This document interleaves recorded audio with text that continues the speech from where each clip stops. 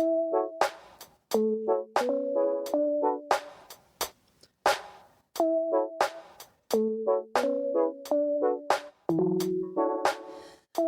three best friends, and we love Lost. And we love talking. But even more, we love talking about Lost. So join us for some laughs and good conversation, and let's get lost together. Welcome back to this week's episode of Let's Get Lost with your hosts, Amanda, Theresa, and Kip. Just three best friends sitting in a room. They like Lost. They like Lost. Yes, they do. If you haven't, please check us out on our Instagram and you will know what that was a reference to. But we're going to get right into it. So this we are discussing episode 3, Tabula Rasa. This episode was written by Damon Lindelof and directed by Jack Bender. The synopsis of this episode is that Jack discovers that the injured man he has been trying to save is a U.S. Marshal. "Don't trust her, she's dangerous," the Marshal mutters repeatedly. When Jack asks who she is, the Marshal shows him a picture of Kate, the woman Jack's been spending a lot of time with.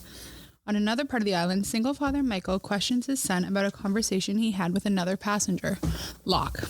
So that's what we're working with today. Great. And I really like Jack Bender as a director. He was always like my favorite Lost director. Okay, do you know anything else he's really done? Yes, I do. Funny you should ask. Some interesting factoid.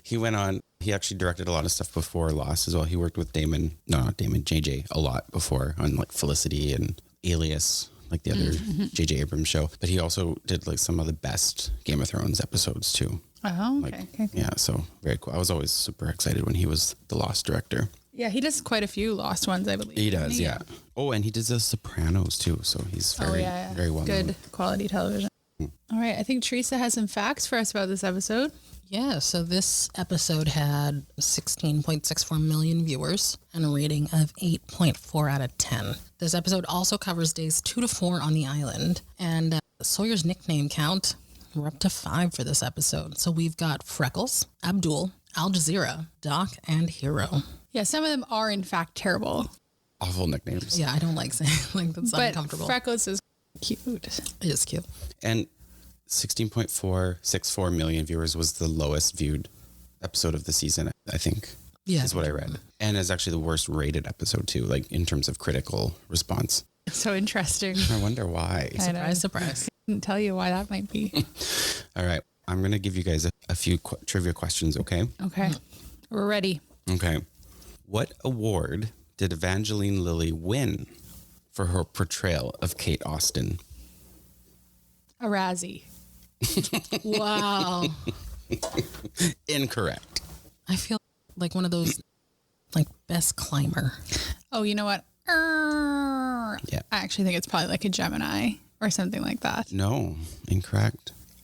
A Screen Actors Guild Award for Best Actress in a Television Series. Ew. She was also nominated for a Golden Globe. What? She did not win. How many women auditioned to play the character of Kate Austen? I have to assume there were no other people in the running, and that's why Evangeline Lilly was given the role. Whoa. I'm going to say like 4. Oh boy, 75. Oh. Anyone notable? I only found the number. I didn't find the... I would be curious. I would be curious too. I love hearing the OC Rewatch podcast. Shout out to them. They clearly need the plug on our little podcast. They like to talk. They had the casting director one time, and they talked about other people that had been up for the roles of those shows. And like in the time, it doesn't really usually mean anything. It'd be like, I can't even think off the top of my head, but I bet you at the time it was a bunch of other people that no one knew. But if we were to look at it now, I bet you it's like at least other somewhat famous actresses that like audition for it. So it'd be interesting. And then just an interesting factoid. This isn't trivia. I couldn't find a lot of trivia for this episode, but Evangeline Lilly didn't initially want to audition for the role, saying it reminded her of The Blue Lagoon and thought it would be, quote, at best, a mediocre TV show. Wow. No comment. She's lucky she took it then. At the end of the day, like I shit on her a lot. And I really don't like Evangeline Lilly that much, but I really just don't like Kate. You But eventually really don't Lily like Kate. has a very decent career. Out of a lot of the people that are on the show, I'd say she probably has the biggest success post Lost. I think so, because she's in the Marvel Cinematic Universe, is she not? Yeah. Yes. Absolutely. And that, of course, is like guaranteed fame and fortune at this point. Even though she may have ruined her chances at staying in that universe with her True. comments on the on the pandemic. But Yeah. So this is a great segue to get into our review of this episode of Lost, which is a obviously Kate Austen-centric. First time we ever see flashbacks. Actually, the first time we ever hear previously on Lost. And so it's like the first episode that gives us all the standard Lost tropes that we all love. So it's interesting though, because there are flashbacks in a way in the pilots, because you get flashbacks to the plane. And so it's interesting because you don't necessarily know if that's just going to be like a one-off to show how they got there. So when you see in this episode that we're getting flashbacks to Kate's time just before getting on the plane, you start to see that, oh, I think this is going to be a trope that they use. And it's very interesting because it probably took up like 6 minutes total of the whole episode, but tells you so much about her. I personally think it tells you everything you'll ever need to know about Kate, but that's just one person's opinion. The episode opens up with the Marshal saying, "Don't trust her." And so I think that opens up perfectly for Amanda. Don't 100%. trust her, don't like her, hate her. She's sketchy. It's funny because I'm sure for anyone who hasn't watched, actually, I'm sure for anyone who's listening who has watched the entirety of the show, there's people out there being like, why does she hate Kate so much? But I do know that most of the people who've watched it probably can at least understand why I hate Kate so much. But people who are just watching it the first time are probably like, what is wrong with you? Why do you hate this woman so much? You're okay with Sawyer going around yelling racist slurs at Saeed. For the record, I'm not okay with that. But to me, this episode does lay the groundwork for what my major issue with Kate is, which is that Kate is going to end up being one of the most selfish characters you'll ever see on the show.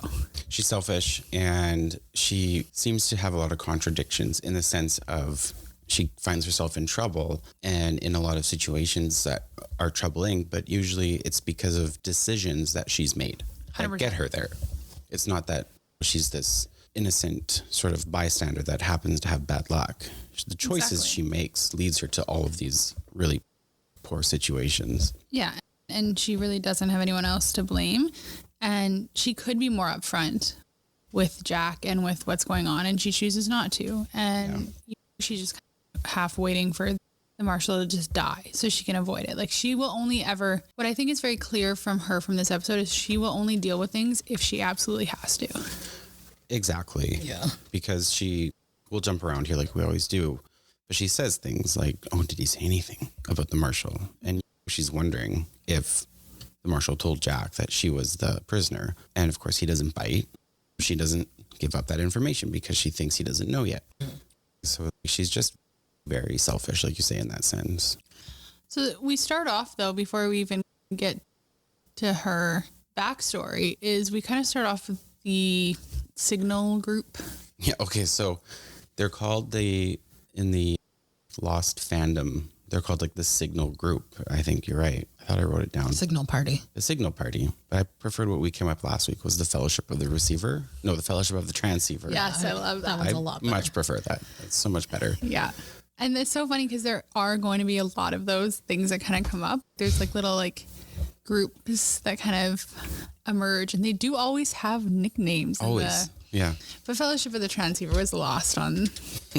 These people. But I think it's important to remember too that when we start off this episode, they're essentially trying to go back after finding the transceiver, and they have to make camp for the night.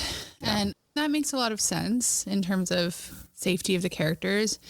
But what I think really was the important thing is it gave us an opportunity to see yet again a recreation of Another recreation. With the little stick with the flame. And we had the giant rock. Yeah. This is Australia. Puts the rock on the ground. and then proceeds to tell about 4 seconds of the story of how they got there, and then says, and we know the rest. Yeah. And then puts out the fire. So that was hilarious. I'm like, oh my goodness. All joking aside about how they sit there and they spend precious time and resources they have acting out the plane crash to where they become. But they do have some kind of conversation. We started talking about it last episode about this idea of do you or do you not tell the rest of the group about what happened? And that's the thing, like they bring up, Boone says, what do we tell everybody else? We don't. Yeah. And I have to agree with him. And I think that's what we talked about last time, where hope is really all these people have going for them. And the thing is, once you lose that, then all of the other things like fear and anger and all of that start to seep in. And you don't want that to be the controlling emotion. Yeah. And see, like I look at it the other way. Just because these people decided to go on this track, they get to hold this information, like they're gatekeepers, like they get to decide who knows. And yes, you don't want to take away people's hope, so there's like an altruistic ideal behind that, but at the same time, everyone's on this island in the exact same situation. So why did they get to dictate who knows the truth and who doesn't? Just because they decided to go on this track? They're in the fellowship? Yeah, you got to choose to be in the fellowship, right? Everyone had the similar options and roughly similar information. And there's some people out there, Shannon, who would prefer to just sit around. She's faced with how useless she is, and that's when she wants to do something. So she should not have been in that fellowship. She saved she was the one who translated it. True. That was the most helpful thing she does in the entire series. But yeah. And then of course, like they get back and Kate proceeds to tell Jack, and it's again, so they're going to keep this information secret, but Jack gets to know. And I get it. He's the main character, so he has to know. But in the world of the island and Lost, it's, do they know she's going to tell Jack? Did she discuss, or did she just say, or think, I'm just going to go tell Jack because I got the hots for him kind of thing? Knowing her, I'd say, because she has the hots for him, it's very clear she is attached to him, and it's very clear that he's also very attached to her. And it's funny too, because they probably just trusted her, because they show an immediate amount of trust in her by handing her the gun. And it's not them handing the only person who's actually dangerous the gun. And I appreciate we don't know at this point how dangerous she is, but Theresa and I were talking about this earlier when we rewatched this one together. And there's a point later on, again, jumping around, where Hurley is clearly afraid of her. Teresa's like, you don't know that she's like a murderer. You don't know that she's done something really bad. And it's, no, you don't know. We don't know what she's done. And you're not going to find out what she has done, I think, for seasons. But I think it's clearly, I don't think it's ruining anything by saying she's done something very bad for a U.S. Marshal to travel to Australia and for them to have a reward, a multiple $1,000 reward for her information about her. They do not do that for everyone. The Marshal, first thing he says is she's dangerous. So they know that she's dangerous. He knows, and now Jack knows. Jack finds the mugshot at the exact same time they're giving her the gun. Because in the previous episode, when there's that bear or whatever, she takes the gun from Sawyer. She's like, I want to empty it. So I feel like that, if I were in that situation, I'd be like, clearly this person they're good, because they don't want a loaded gun like kicking around. And I feel like a part of the thing that like I don't really like about Kate is everything is just like what she shows and who she is are like two very different things. So for them, it's, here's this girl who disarmed the crazy, dangerous man, emptied the gun, so she would be the most trustworthy. But really, she's the sketchiest of them all. And they have no idea, because she'll always be, even when she introduces herself to Hurley, she's like, hi, I'm Kate. And you can tell Hurley's uncomfortable. Would you just walk away? She's clearly flirting with him. Like, the thing is, at any given time, Kate, she's being flirty and nice with him to try to like dissuade the fact that she's clearly like lurking outside the Marshal's tent or whatever. And that's just who she is. It's like there's nothing like genuine about her.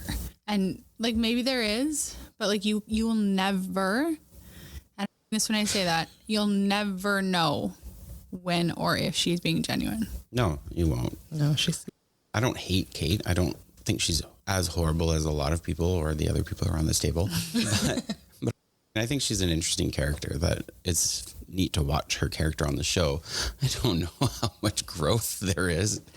I don't either. And again, I think that if she was a little bit more upfront, and don't get me wrong, I don't expect her to be upfront with a bunch of strangers she just meets.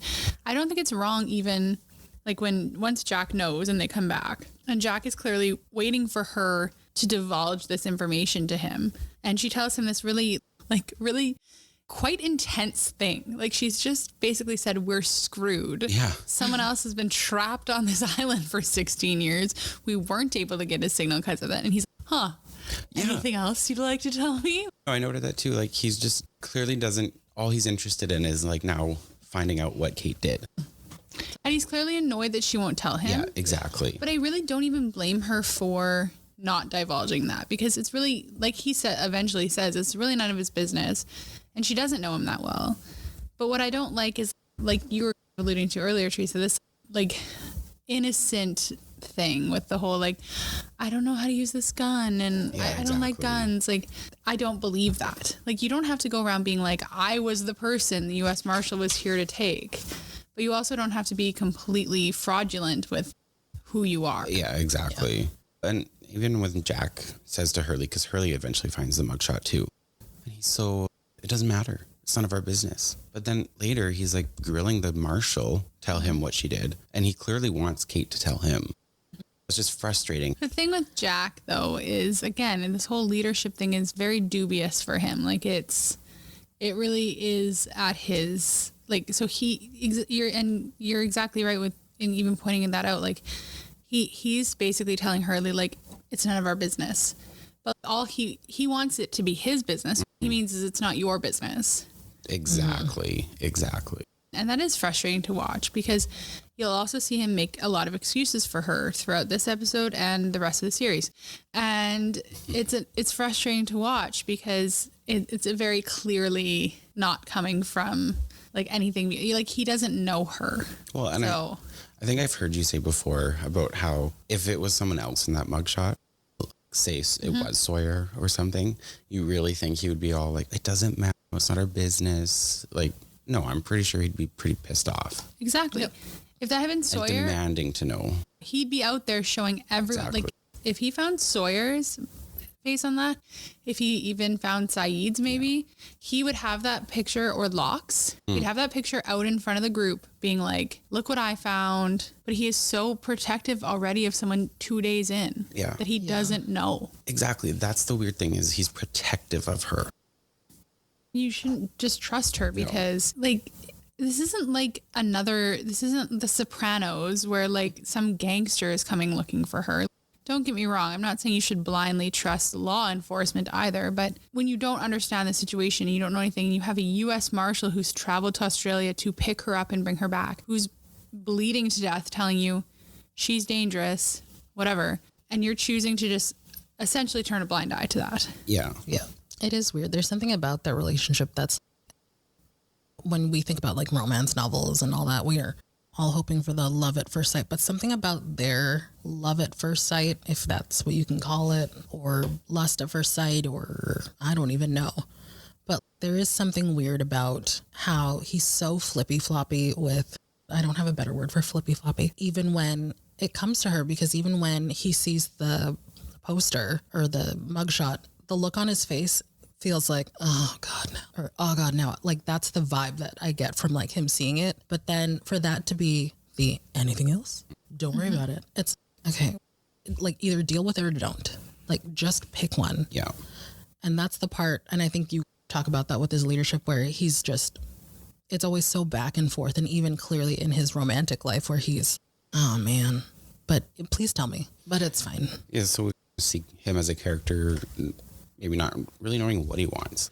And we'll see it really at the end. But so just before we get into more of that, which is, I think, far more interesting, we do get the first flashback.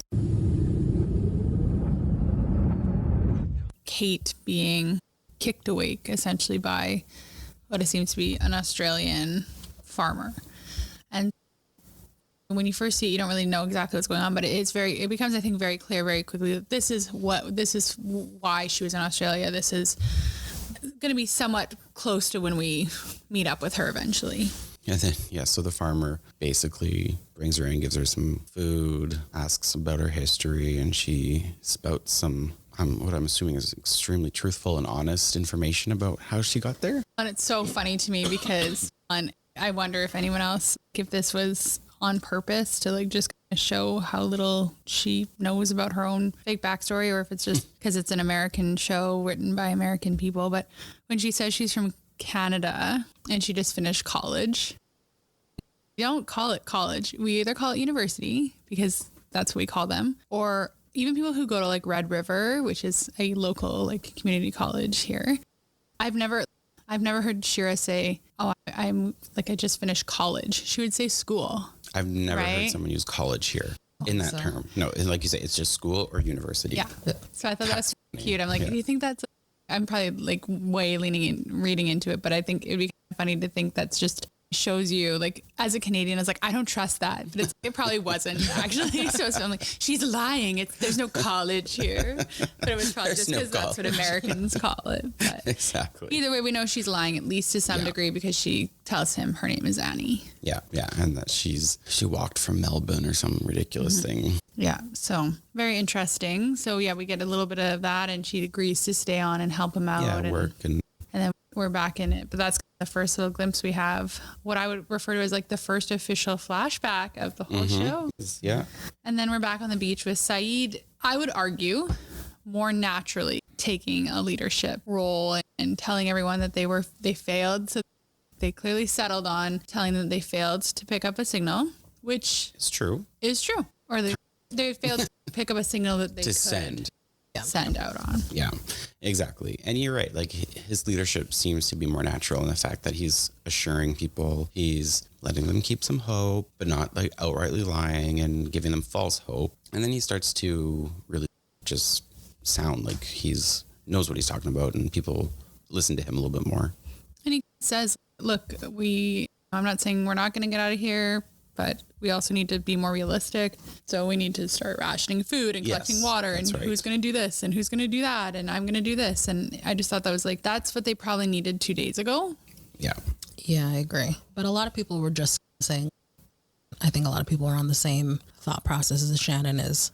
They're going to come right away. It's going to be fine. They're just waiting for that boat to be off the coast or the helicopter to fly over and see them. Exactly. Rescue them. What with the burning wreckage on a beach, you'd think someone would come and see it. But yeah, it is nice to see that now they're starting to get into like survival mode opposed to like for Shannon vacation. Just waiting it out. Yeah. And everybody else just being like, all right, well, let's take a nap and hang out, see when they're coming. Later on, when we won't give all the details now, but we'll talk about later when Locke wakes up Michael. It's very bright out and there's so many people sleeping at this time. I'm thinking, do people just, I guess you could just sleep whenever you wanted if you're not really doing anything, because everybody's sleeping. And then it made me think all these other extras, like all these people that aren't characters, they're just background extras on the extra survivors that at some point they disappear. I honestly don't remember how they go or when they go, but there's a lot more people on the beach than are in the show. And I was thinking it would be funny to see, are any of them going on wacky adventures? Like, what are their adventures? What are they all It should doing? be like a spin-off that we do now where we go back and tell like the stories of these random. Exactly. They're just like doing nothing. But I mean, I think it would make sense that there would be some people who wouldn't do much. Yeah. And there's going to be, and that's the thing is like their personalities are shaping and this is a big, as much as this is a Kate-centric episode, this is a big episode for giving us glimpses into who Jack and Sawyer are in particular. Yeah. Which we see later on, but not too far after this, we see Jack on the plane. But I laugh because you mentioned this a little bit in your last week's episode's stream of consciousness when you referred to what part of the plane the fuselage is. And it made me laugh because I'm watching this episode and Kate's, you're going to go into the fuselage? Yeah. Does everyone know what that is? Never referred to any part of the plane as the fuselage. I don't know what part it is because it's not the front and it's not the back. It's just inside a plane. Is it the main cabin but toward the front? Are we in fuselage when we're flying, or is fuselage wreckage? It just seemed like such a weird thing to say. But then Hurley was like, he's in the plane. At least Hurley's normal. Yeah. But because yes, it's mentioned in the first 2 episodes a lot. And then Kate is like into the fuselage. And I was like, am I just stupid? Is this a common phrase that we use for, it's supposed to be like the main body of the plane. But I had no idea. No and clue. I find that weird. So anyway, Jack's in the fuselage, we think, when he finds Sawyer also there. And they're both doing the same thing. but for different reasons. I love their interaction. Just a Same. little interaction. Jack's being rooting through luggage trying to find medicine and pills and whatnot with his little doctor flashlight in his mouth, like he's being like a detective or something. And then he hears rummaging and shines light, and there's Sawyer ear to ear grin, just being like so ridiculous. Looking for smokes and playboys. Yeah, exactly. But it's interesting. Like, I love that scene because I just love anytime Jack and Sawyer interact, to be honest with you. Because I also think that it's so funny because it's clearly set up at this point that Jack is a good guy and Sawyer is, I don't know, at best an anti-hero, like at worst, like a protagonist, antagonist. But I it's still somehow, and I'm really trying to limit it to just my like episode 3 lens. But even in this episode, I find Sawyer more genuine and more like his honesty, his self-awareness of it. Like he's not good by any means, but he's not pretending to be. Yeah, he's owning Right? it. Yeah. And he's not wrong in what he says to Jack. No. Either. Essentially, like, you're not looking at the bigger picture. We're not in civilization anymore. And it's interesting. I understand that Jack is a doctor. And so he's got tunnel vision a little bit. Like he has someone who's dying in front of him. His job up until now and everything he's been taught is I have to do everything I can to save this person. But Sawyer is right. He's going to find a bunch of medication and essentially funnel it through someone who's already dying. Yeah. And Jack isn't thinking long term because I'm sure as much as, again, Teresa's stream of consciousness suggested there aren't as many broken people as there should be, I'm sure there are. And like, I think the idea is that there's probably some we're not seeing. Yeah. On top of that, you have a pregnant lady and a child.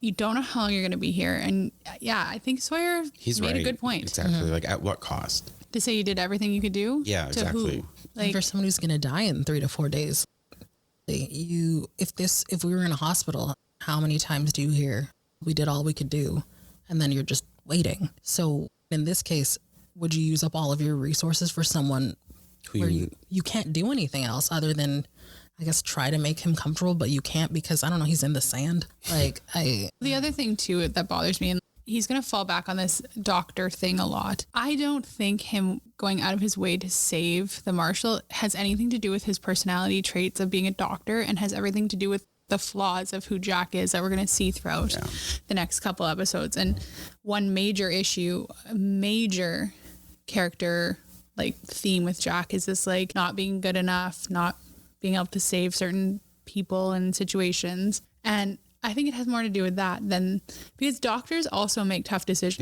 Yeah. Doctors triage patients. So I think that if he was thinking purely as a doctor, I think he would know that it's better to just let him go. And this is Jack's stubbornness coming out of now people are telling him not to. So he's going to do everything he can. He's going to use all this meds because they're telling him you're being stupid. You're not thinking. We need to save that. But Jack's like, no, don't tell me that. I'm going to save him. It's interesting that you say that because like even now replaying it in my head, I'm thinking he's so exactly like that. Like I'm saving, like when he's like, what are you doing? I'm saving his life or whatever. Right. And then 2 scenes later, he's like, he's in pretty bad shape. And it's like, what is happening here, Jack? Exactly. Make your mind. But I think you're right. I think it's just that like when he's being told like. I don't dare say those. I know. I'm also avoiding it. But maybe it is just everyone can't be told that. That's right. It's possible. It's possible. Also, I think we're forgetting about the guy who's missing a leg who was trapped under the plane bits and they did a tourniquet to stop the bleeding. Mm-hmm. Yeah. What happened? He could probably get a few antibiotics thrown his way. Sure, You know would what be I mean? nice. Like maybe the guy not with the Shrapnel rigid the size belly of and the Sawyer's high head. fever, etc. Like maybe we check on the guy who's missing the leg and was bleeding out. Is he okay? I really liked Sawyer's grin after he said, I'm in the wild. Yeah. Oh, It was just like, I know, me too. shivers. The other thing 75. too is that Sawyer is not helping. He is not helping. no. But is he really taking away at this point? So what? He stole some Playboys and Yeah. smokes. Like no one's using him. I don't know. I think, like I said, it's hard not to let like future storylines muddy the waters here. But, and by, like I said, by no means do I think that it's in any way appropriate the way Sawyer talked to Saeed, the way he takes things, etc. But I do think that at least he's being genuine. what's his plan with those Playboys? I don't want to Deep walk in the woods. You know what? I used to, when I was in Australia, I went on this like volunteering thing where I spent like 3 weeks in the mountains. And we used to have an hour where it was like meditation time. And my friend, who unfortunately is no longer with us, he told me at the end of the trip that his meditation time was not the same as everybody else's meditation time. He got to know himself a little bit better. Isn't that what meditation's all about? Really? Yeah, he really got to know himself a little bit better. So that's what Sawyer's doing. He's just taking long meditative walks. Yeah, exactly. And then Meditating. just burying it in the sand. Oh, Let's talk about Michael for a little bit. No. Yes, we have to. Michael, also known as Theresa's Kate. He is not my Teresa's Kate. And maybe this stems from my own daddy issues, that Michael's just such a garbage father and clearly is like phoning it in, and also just the most uncomfortable human after John Locke, that I hate him. But no. Michael's part in this episode is that he's going to look for Vincent, the dog. Complaining the whole time. And he's complaining, and he basically says, I'll look for him as soon as the rain stops, as a way to essentially shut his son up, is what he's trying to do. Yep. And karma strikes and the rain stops immediately. So that was good. And then he starts grumbling while he's wandering through the woods. Wandering through these haunted damn forests. And Yeah. Okay. Well, your son's upset. And if you actually want to make it up to him, just it's daytime at least. Exactly. Like, you're not walking in the middle of the night like the others did. And then you hear something in the woods, which is a bit of a foreshadow to next week's episode, but makes him freak out and starts running to a very unfortunate scene that is confusing, weird. Just uncomfortable. There's not a real word for what happens when he runs into a small clearing where Sun is shirtless and bathing. And doesn't stop staring. And doesn't leave and hands her. And then walks. Do not take a step forward. Why are you walking? She's clearly bathing. If I was in the shower and you walked in, would you hand me my clothes? No. She's clearly still doing whatever she's doing. Walk away. And he just picks it up as if like she's done something Yeah. wrong and she needs to cover herself. Yeah. I didn't see anything. Why are you walking closer? It's so weird. Very awkward. No, Michael. No. Not even awkward. It's just uncomfortable and wrong. Unnecessary. Bizarre. What do you think that says about Michael? That scene, Yeah. That he's uncomfortable. Bizarre. there is a part of me that feels a little bit sorry for Michael. No. Because he's clearly been thrown into this situation where he has his kid who he had no relationship with and had to go pick him up after his mom died and take him back. And now they're stuck on this island. And I do think like he's probably doing the best he can. No. But that scene itself is just, I think he has a little crush on her. And I think that's already come through. And that's his way of, I think he's just uncomfortable with her because of that. Does he have a crush on her because he saw her boobies? Didn't he ask her to watch Waltz first? That's next Not week. yet. Oh, okay. So far, the only Oh, interaction no, he they asked had her was, if he had seen. excuse Yes. me, Yeah. she stands. Have you seen my son? Oh, shit. No. That's You see my son? Exactly. Exactly. And he says that, and she, after he says, excuse me, she like stands up and looks at him, and then he says that. So really, what is the crush based on? The boobies or the time that she stood up? I just think he's an awkward person and he was uncomfortable in that. It's He weird. had just been chased by, do we think the monster? no, because all you hear is wrestling. Yeah. I think maybe it it's- was Vincent. Yeah, it was probably just Vincent. He failed to even get. He's literally calling him, and he comes and he runs away. Yes, exactly. Oh shit, something's coming. You're calling something, you dumbass. Yeah.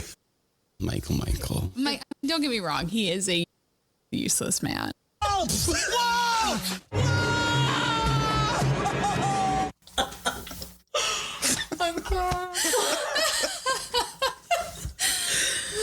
No. So good. You see my son? So Michael is the worst. Many good sound bites. Michael. Michael. Got a crush on Sun because she stood up and he saw her boobs. Yeah. He ran from the dog he was trying to find.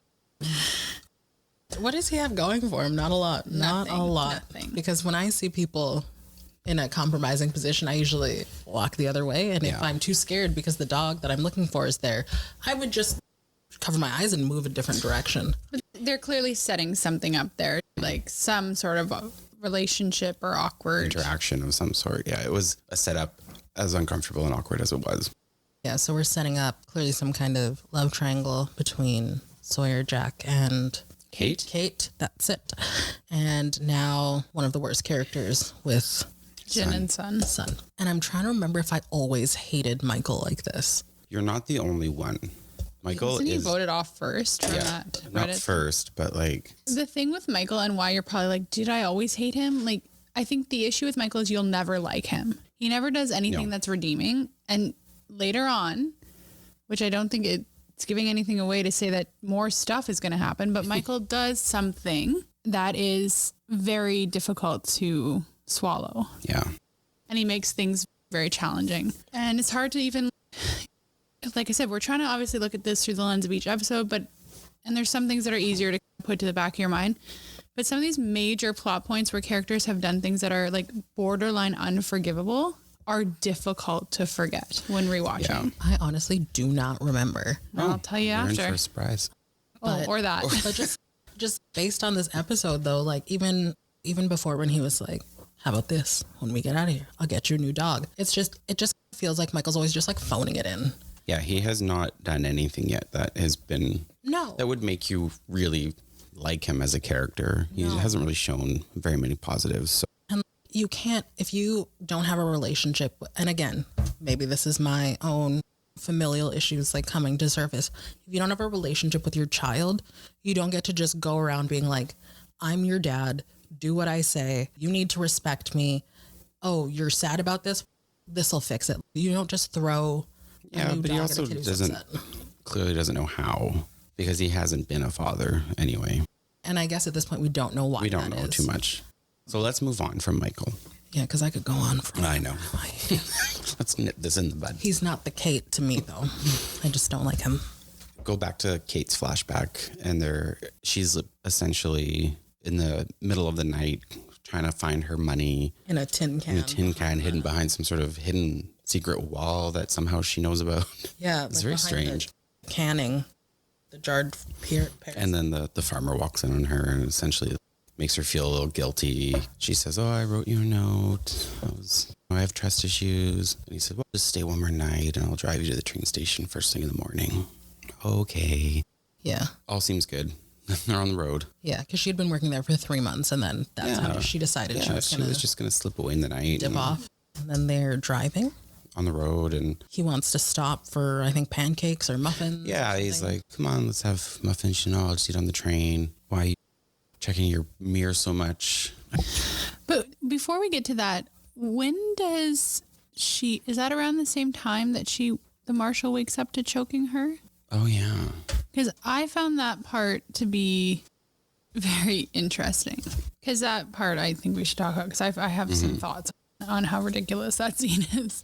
But like she's hovering over him, checking on him. She's in there. And before, No, so she goes in there after she walks up to Hurley or whatever and eventually goes in to check on him. And she's hovering over him and she has a flashback. she has a flashback. And I think it's the flashback to the can, maybe. The canning. Yeah. And then, so we see that she's going to leave Ray. And then we come back to him opening her eyes, or him opening his eyes, sorry.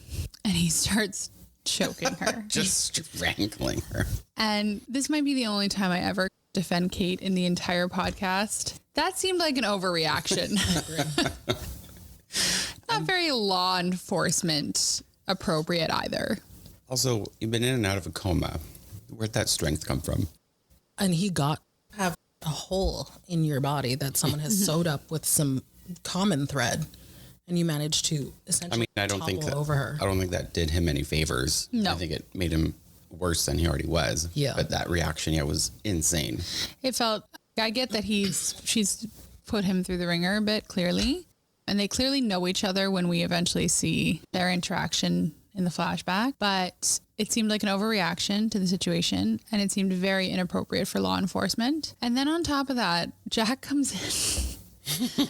And again, only time I'm ever going to defend Kate. I think she's really done dirty in these scenes because she's being choked to death, essentially. Jack comes in, rips them apart, and then says, "What did you do?" To her.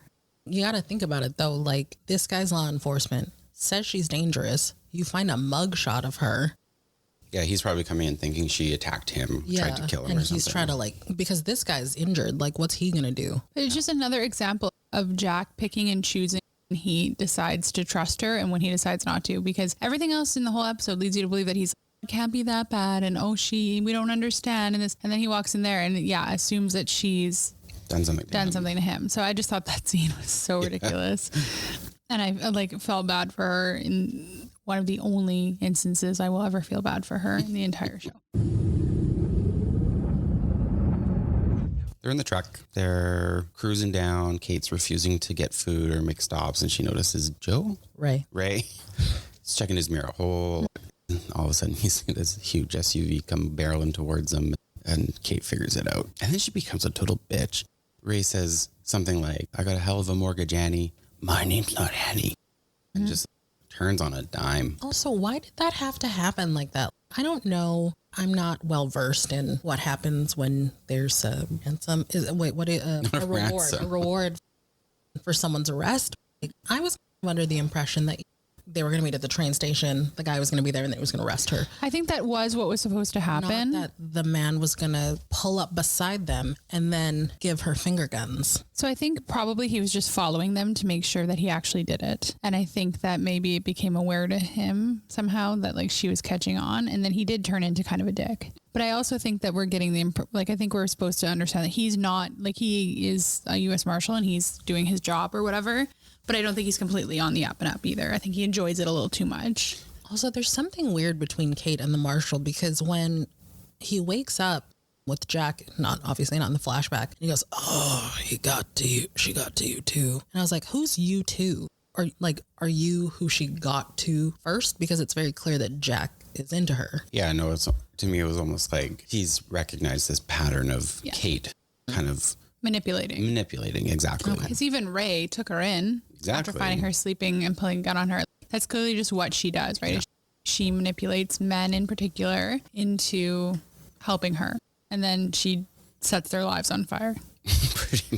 And what happens and really this scene is really why I don't like her, because at the end of the day, she's clearly in trouble. We don't know why, but instead of owning it or facing it or anything, she chooses to run them off the road and potentially killing an innocent man. Yeah. And then she has that moment where she pulls him back and we're supposed to think, oh, she's not so bad because she's saving him. He only needs to be saved because she literally made the most selfish choice in that moment.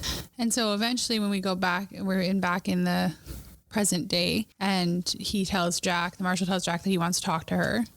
And Jack sets that up, but not before Kate and Sawyer have a little conversation. Right. About what the right thing to do is, et cetera, et cetera. It just sounded so forced and phony. And I can't imagine Kate falling for it because he was like, sure wouldn't want to be the one with that gun right now. I know. Blah, blah, blah. Yeah. And so she eventually goes in and talks to him and he's like, I want to know what the favor was. And we get that little flashback to when just before all hell broke loose on the plane. She's like, I do have one favor. And she's like, oh, I want you to make sure that Ray gets his money. And he's like, oh, you're one of a kind or whatever. Yeah. Even he says you wouldn't have got caught if you didn't save him. Again, you're supposed to believe that deep down she's a good person. Yeah, because she saved him and she wants him to get his money and all this stuff. And it's not enough for me. Yeah, and because none of that would have been necessary if not for the choices that Kate made. Yeah, there would be no saving necessary if she hadn't run him off the road. And if she truly wanted him to get the money, she would have just accepted her fate and turned herself in, or accepted that she was being given up. And she can't. And you see that when he says that she would have gotten away if whatever. And she's like, well, in case you missed it, I did get away. At what cost, Kate? Do you understand that? you're away because your plane crashed on a deserted island, killing dozens of people.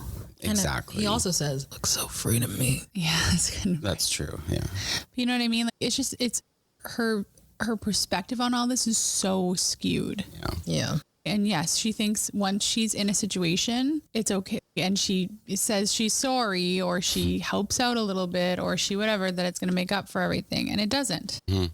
And then Jack comes back and and Harley kind of says, oh, you let her in. Aren't you worried? Doesn't Harley say something like, she's strapped? Well, she's 120 pounds soaking wet. What can she do? And he's got that gun strapped or whatever. Yeah, I don't remember exactly what he says, but it was so funny. And then sure enough, we see her kind of walk. Like, it got really artsy there for a moment. Yes, it did. Her just, we're in a horror movie and she's that look back she gives. It's too late, Jack. Like with her eyes. Oh, another really frustrating thing about Kate in that moment was when the marshal says, so who's going to do it? Is it going to be you? I guess that makes sense. But she doesn't. No. She lets Sawyer do it. No, because she won't ever do anything. That's the worst part about her. Yeah. It is like she can't own even that in that moment. Yeah. And so Sawyer can, and Sawyer will, and Sawyer tries.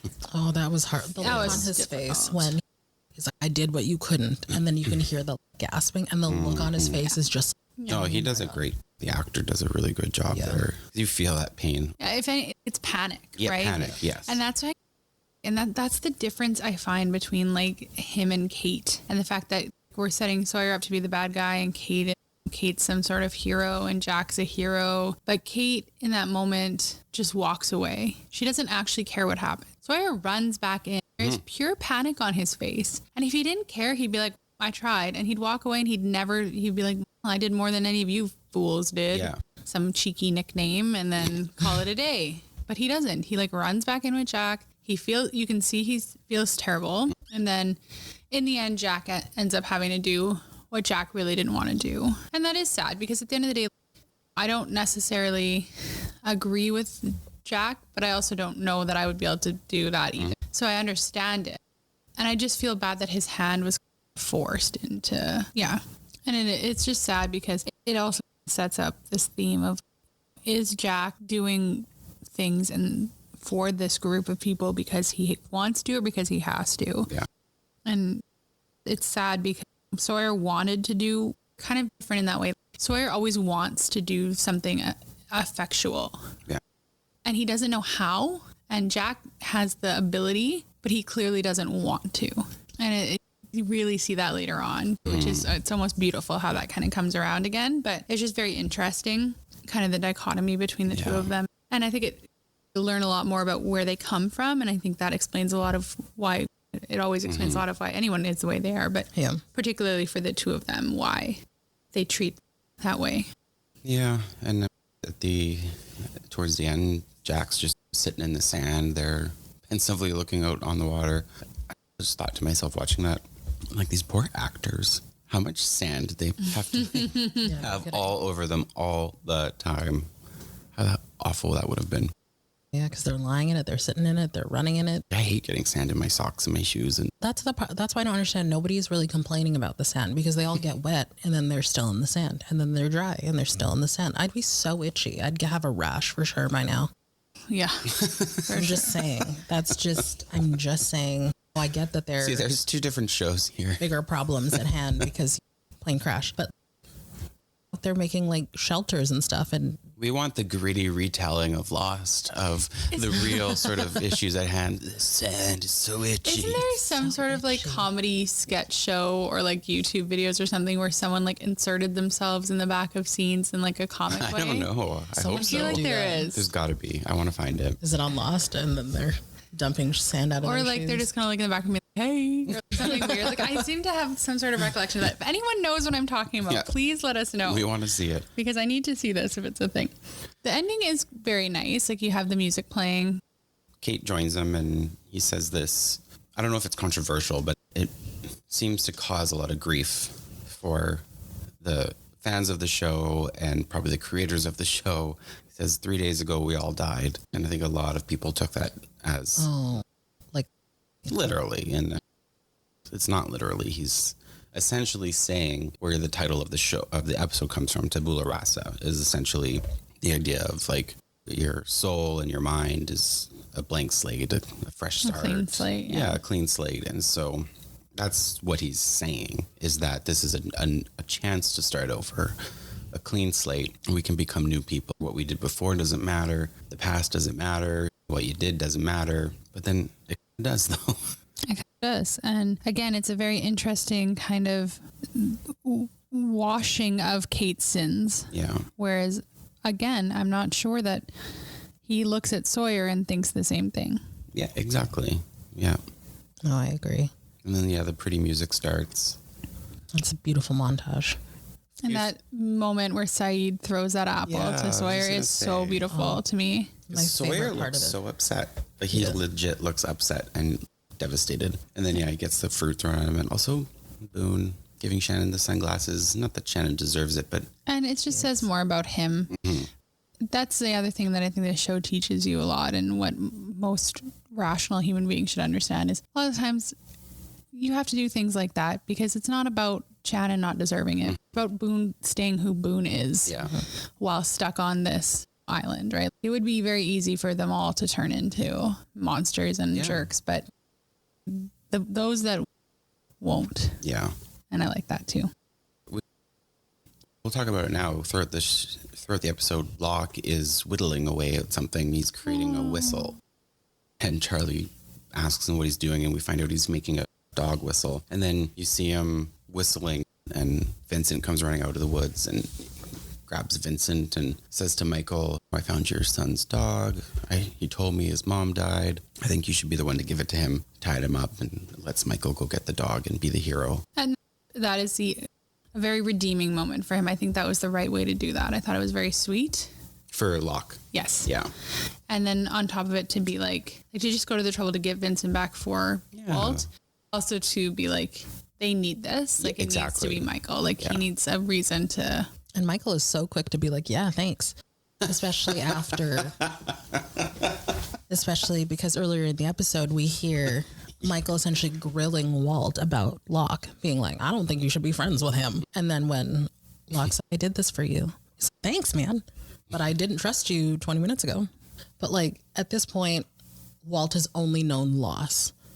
And now the only friend, which I wish it wasn't the creepy old man, you are immediately taking away his only friend on an island, where I think what Michael probably could have done was like have a conversation with Locke and just be like, or like, why don't I play a game with you guys too? Yeah. Sort of in. Yeah, there was a better way to handle that because this kid only knows loss. He is clearly upset. You guys don't have a relationship and you're taking away the only friend he has. And then at the end of the day, that friend helps you out and you're like, yep, thanks. I think Locke did the right thing too. Like, I think Locke probably should have also been like, hey, Michael, I'm playing games with your son and I'm not a weirdo creepo. Michael was asking questions about him and things like not getting very satisfying answers from Walt in the beginning. So I do think Locke did the right thing too by being like going through Michael. Like, I think it was just kind of a weird misunderstanding and it is weird. Yeah. But I think at the end, like, it's not okay for Locke to hang out with just a little boy. It's not okay for Michael to be so dismissive of any sort of budding relationships that could help Walt prosper on the island. But it's all new and it's all early and we'll see how all that develops. This beautiful moment of people coming to terms a little bit with the reality. These nice touches of Saeed throwing Sawyer an apple and Boone giving Shannon sunglasses. And this music is gorgeous. It's like a ukulele and lovely. Hurley's got his Discman. And Michael's coming down the beach with the dog and Walt's so excited and they're so happy and loving and the beautiful music slowly fades away and this ominous deep bass starts to ramp up and the camera pans around Locke's face and he's just staring at them celebrating this dog. Daring. It's very uncomfortable. I don't know what they're trying to do here with him at this point. Really don't know where we're supposed to go with this. So I looked up the official synopsis for the write-up of the end of the episode. The final moments of the episode are a montage of different characters interacting with each other on the beach, concluding with Michael bringing Vincent to an overjoyed Walt, and Locke looking on with a furtive expression. What does furtive mean, you ask?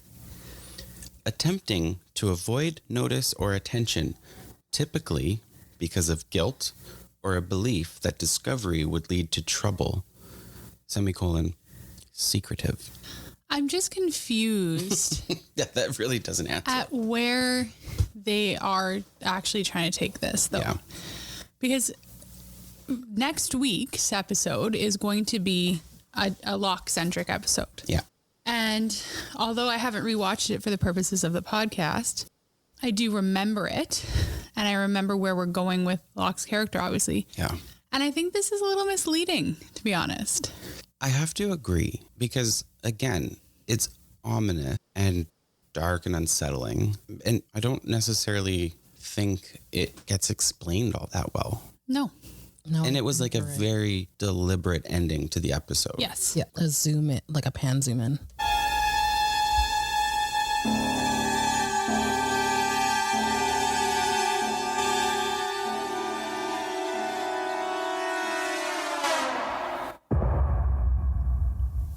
Exactly. Like that is meant, when you hear that, you think he's a serial killer Exactly. who's going to kill them all in their sleep tonight. Yes. Probably Walt. But then it goes back. It's in the beginning, Locke was creepy. He's creepy and weird. There was the orange. There was the sitting in the rain being weird. There was the want to know a secret or whatever to a child. Then he's, you know what? I'm gonna do a good thing and I'm gonna whittle a whistle. I'm gonna get that dog back and I'm gonna let the father son have their moment. Yeah. While I look menacingly from afar. Menacing. So my question would be, honestly, if we had Damon Lindelof and Carlton Cuse here, was that a misdirect or were they planning on taking him in a different direction? Because he's not one note, and I'm not saying doesn't have his moments of being dark, for lack of a better word, and you'll see some ups and downs with Locke throughout the seasons, but he is not as creep. I cannot think of a single moment where he is as creepy as that scene suggests he is. And that's just it. 3 episodes in, and he is very creepy. There's no denying it. Music, the sound, the camera work, the look on his face was all deliberately to make him look creepy. Yeah. For lack of a better word. And that is going to be a wonderful lead into next week's episode Yes. because I feel like they do almost a 180. So look forward to that and some more diving into why Locke is the way he is and why he's being portrayed the way he is and what it all means. I think now's a good time for Theresa to lead us into her weekly moment of her stream of consciousness, what she thinks as she watches, as well as her very scientific and mathematically accurate character rankings. And please fill us in on the rankings as well, like the numbers. I want to know the numbers after when you do the rankings. Okay, that sounds good. And we'll follow that up with Dan's hot take. Oh, yeah. All right. So my thoughts start off with, when you wake up, do you think about your cuffs? Do you carry spare cuffs? Do you know that she uncuffed herself? Do you know that they found the cuffs? Why are we talking about cuffs? Also, Jack's face right now is screaming, "Oh, come on, man. I liked her." But then he gives up on that right away. Oh, no, not another demo of this plane thing. Also, is it just me or is Kate screaming, "I'm sketchy" so far in this episode? Also, did everyone get sketchy all of a sudden? I don't understand. Also, why Kate? Why are we looking to Kate all the time? It's just 2 sketch bags being sketchy while thinking with their peen and veen. Also, if it's not your biz, Jack, why did you ask anything else? Also, did anyone notice that these planes are really quite thin? Is this how all planes are? I thought they'd be thicker. Also, Jack, aren't you technically doing the same as him? But, those dimples, though. Also, Jen, why do you have to be so rude? But also, fun question, why is she dirtier than everyone else? Including Jen. Also, look at these cuties. And Claire and Charlie.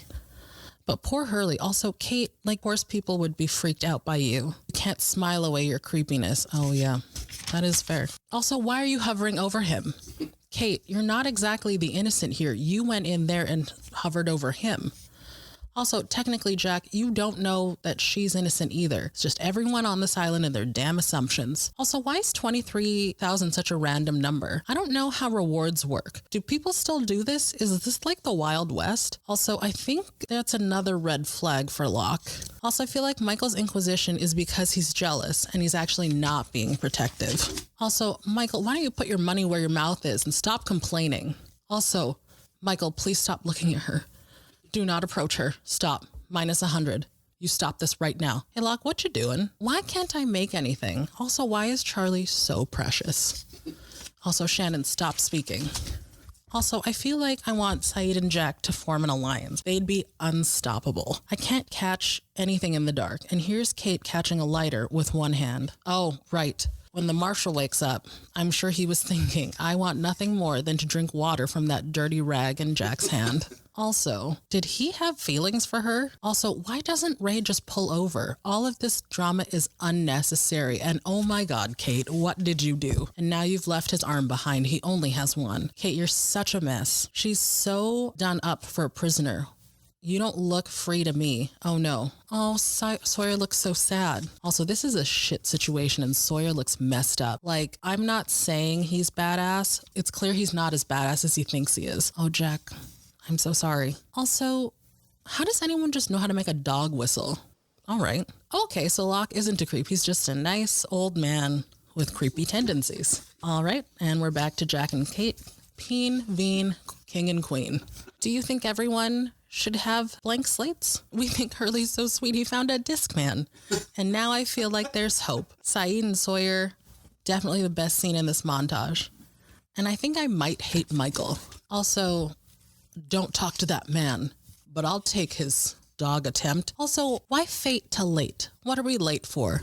Plus 100 Locke for the dog. Okay, minus 1,000 for whatever the hell you think you're doing right now.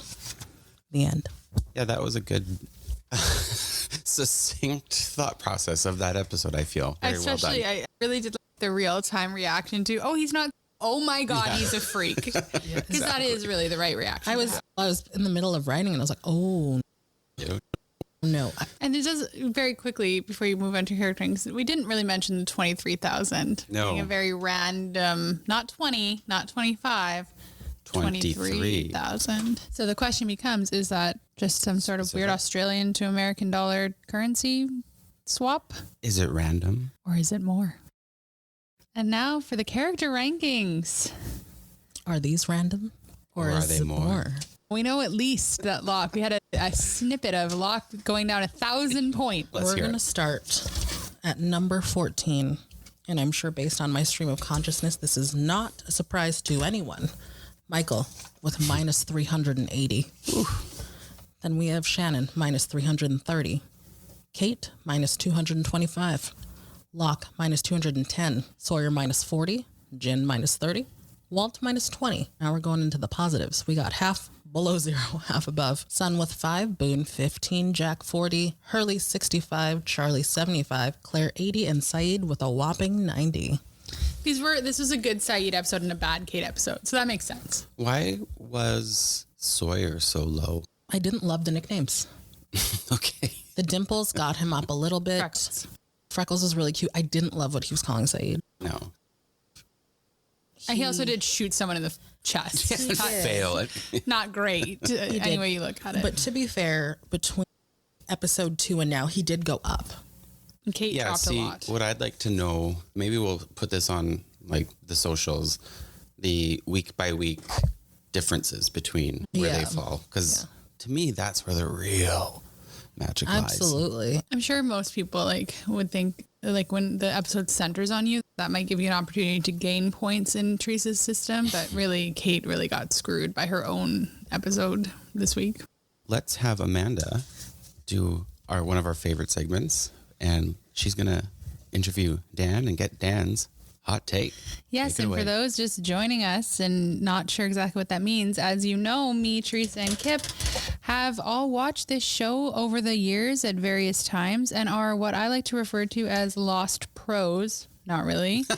But we do have a history with the show. And we know that many of you joining us do as well. But we're also hoping that there's few people out there that are tuning into it for the first time. And so we could really bring you the whole well-rounded experience. We're bringing in our friend Dan to give his hot takes as a person watching it for the first time in the year 2022. So my first thought 10 minutes into this episode, and even afterwards, was why is this show so popular? Because I did not find it a very entertaining episode, but it was really difficult for it to appear to be a strong disaster show or a strong stranded on this deserted island show. It didn't really have a purpose. It felt like if you didn't watch this episode, you probably wouldn't be missing much. Beyond being threatened by these dinosaurs or prehistoric creatures or whatever they are. They keep alluding to those, but they haven't addressed those too much, especially in this episode. Like, they just make mention of them, and then at one point he's being chased by one. Favorite character would probably be... oh gosh.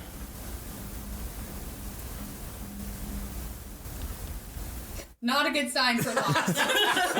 Not a good sign. I wouldn't say any of them are that likable yet. You have the Doctor who's being admirable, but I don't know if any of them could be considered like really likable at this point. They've maybe, oh boy, I don't even know though. Least favorite character is I don't even know what her name is, the really annoying girl that supposedly speaks French. Oh, Shannon. Yeah, that felt like that character aged horribly. This felt like an old show watching that because it was very stereotypical, obviously based on Paris Hilton or one of these socialites of the 2000s. It was not well written, not well acted. I think just probably one of the weakest characters. And besides her character, I would say the rest of the show holds up fairly well. Like, it doesn't seem that old or it doesn't seem that aged, but definitely that character ages the show.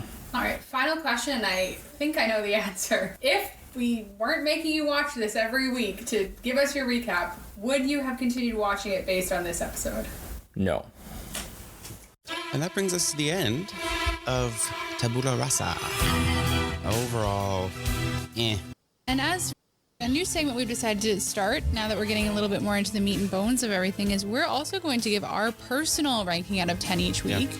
As you recall from the beginning, this got an 8.4 out of 10 on IMDb. I personally would rank it probably more around a 6 or a 7 out of 10. Not just because of my hatred of Kate, but I do think that we don't get a lot of good character development out of her. And I wasn't loving the storytelling in this. Theresa? Yeah, I think I'm going to be with Amanda on this one. I'd probably give it a 6. I didn't love this episode. I think the other ones were just so much more exciting. And then having Kate be the first flashback, she's for sure not one of the most interesting. And I find that her relationship with Jack is annoying. And the ending is just so disturbing after that montage that it makes me want to watch more. But overall, the episode wasn't enough for me to give it anything higher than that, to be honest. Yeah, I would go with a 6. For me, I think I would give it a 6 is because I thought it was odd to have Kate as the first sort of real episode. And there was just no supernatural sort of mysterious things that Lost is all about. There was no mystery. I thought you did get some decent character development in the sense of, maybe not development, that's a poor word, but you got some character reinforcement more like, which is okay, but I really miss the mysteriousness of the whole island mythos in this episode, and there was nothing, none of that. Thank you so much for tuning in this week to Tabula Rasa, and join us next week when we talk about episode 4, Walkabout. And spoiler alert, it is a Locke flashback episode. And we're going to have a special guest with us. We will. See you then.